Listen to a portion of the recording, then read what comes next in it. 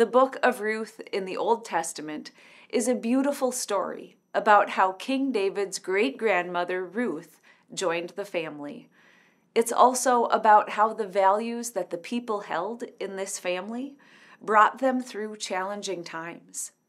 This is the last installment of our November sermon series called Valuable.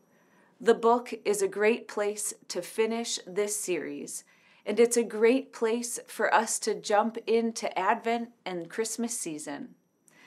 This story in Ruth starts like so many Hebrew stories, in tragedy and hardship.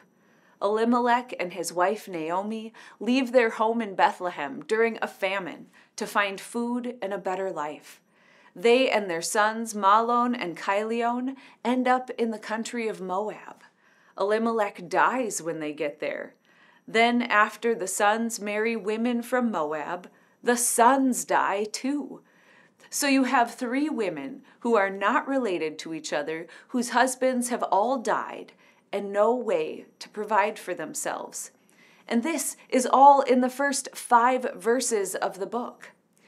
The way this moment of Old Testament history is set up, we are expecting a tragic story to continue to unfold. If we were fluent speakers of Hebrew, the language that the Old Testament is written in, we would be tipped off to the destiny of its characters by the names they have. The sons of Elimelech that die are named Mahlon and Chilion, which my Hebrew professor in seminary said it could be translated as sickly and kaput. You could tell their mother Naomi didn't have high hopes for them, and I don't know what their young Moabite wives, Orpah and Ruth, saw in them either. But in that time and place, women were in a vulnerable position if they did not have a man to provide for them. So these 3 women, Naomi, Orpah, and Ruth, have to figure out what is next after all their husbands have died. This is where you see their values shining through. In my sermon from a few weeks ago, I led the congregation through a values assessment. I said that if we are able to name our values, then we're able to see if our words and actions match what we say we value. And I shared how we learn what we value most in times of hardship. These women in the book of Ruth are in a tough spot. One of Naomi's values is being practical. She hears that the famine has ended in Bethlehem and there is no reason to keep living abroad, so she starts out for Bethlehem, her hometown.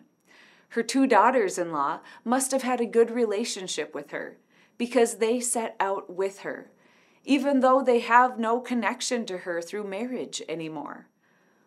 Along the way, with her value of being practical, she tries to persuade them to stay in Moab and go back to their families. She makes a good case. They are still young. They could start over again. They could marry someone from their own tribe on the land where they grew up, with the religion and culture that they grew up in. When they hesitate, she says, "Look, even if I were to give birth to more sons, you would have to wait for them to grow up to marry them so that we could be related again by marriage. It doesn't make practical sense for you to continue on with me." At this point, the 2 daughters-in-law make 2 different choices. Orpah decides to go back to her family of origin. Ruth decides to continue with Naomi. Neither choice is wrong, but it shows what each woman values. Orpah realizes that she values tradition, the traditions she grew up in, her culture, her religion, the family she left behind to marry Mahlon.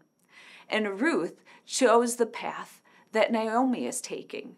She values family too, but for her, it is a chosen family, not the family of her birth. She values the religion that she converted to when she married Chilion. And she also values adventure.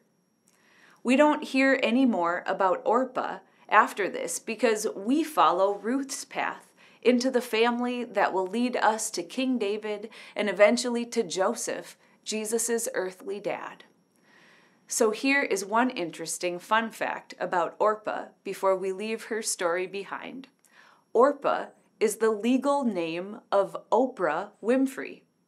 Her mom named her Orpah after the biblical character, but her family messed it up and started calling her Oprah. She has kept the pronunciation of her family, but the correct spelling on her birth certificate. It is interesting to think that I could be reading books in Orpah's book club rather than Oprah's book club. Okay, back to Ruth and Naomi's story. Naomi didn't know what would happen to them in Bethlehem and if her family would welcome them back. She sent young Ruth to go and help with the barley harvest as an immigrant laborer, and they don't know if they will be able to support themselves long term.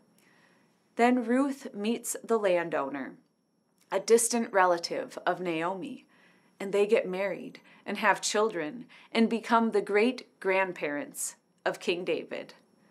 This is a beautiful moment in our Old Testament history, but it does more than tell us the values of the people in that time and place.